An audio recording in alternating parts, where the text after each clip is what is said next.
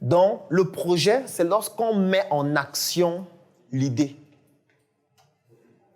Le projet, c'est lorsqu'on met en action l'idée. Donc, en ce qui concerne l'équation, je dirais que le projet, c'est lorsqu'on a commencé la résolution de l'équation. Tant qu'on n'a pas encore commencé la résolution de l'équation de manière opérationnelle, ça reste une idée. Donc, la différence entre l'idée et le projet, c'est que l'idée vient avant l'équation et le projet, c'est lorsqu'on a déjà démarré le processus de résolution du problème qui était à l'origine de l'idée qu'on avait au départ. Est-ce qu'on comprend la différence entre idée et projet? Alors maintenant, il y a une troisième notion que je vais expliquer. Supposons que je m'en vais donc avec ce même problème-là et que je commence donc à proposer ma solution. Je spécifique et ils commencent à utiliser ma solution.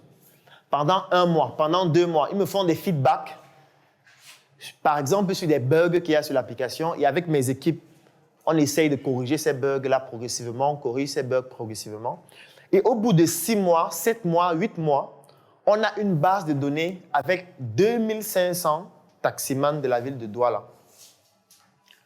Et maintenant, ce qu'on fait, c'est qu'on commence à faire des placements publicitaires dans l'application que ces taximans-là utilisent. Par exemple, en prenant un annonceur qui vend les pneus. Ça veut dire qu'on va rencontrer quelqu'un qui vend les pneus. On lui dit, nous, on a une application sur laquelle nous avons 2500 taximans. Donc, si tu nous payes, on va mettre sur notre plateforme des affiches de ton établissement où tu vends les pneus. Et ainsi, ces taximans-là, quand ils vont vouloir changer leurs pneus, ils vont venir vers toi. Et si tu veux qu'on fasse cette communication sur notre plateforme, chaque mois, tu vas nous donner, par exemple, 50 000 francs. Ils nous donnent 50 000 francs. On conçoit des communications qu'on met sur la plateforme, qu'on envoie même individuellement à chacun des taximans qui est sur la plateforme.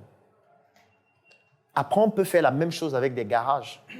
On peut faire la même chose avec les compagnies qui font, par exemple, de l'essence, c'est-à-dire des stations-service, et dire que nous avons 2500 taximans qui pourront régulièrement venir prendre le carburant chez vous. Et quand ils vont venir, ils vont vous présenter, par exemple, tel ticket ou tel code pour que vous puissiez peut-être leur faire des réductions.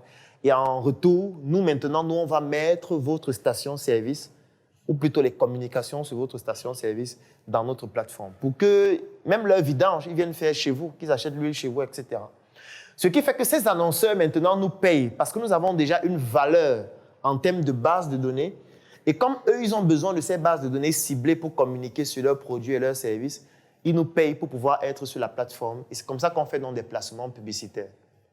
Donc, le moyen par lequel, et vous comprenez donc pourquoi il a été important au départ de définir le mot-clé « comment ». Parce que j'ai d'abord défini comment, pour voir comment faire pour gagner de l'argent avec ce type d'activité. J'ai identifié placement publicitaire comme étant un des moyens. Je suis donc allé proposer le service à ces entreprises-là et c'est comme ça donc que je gagne de l'argent.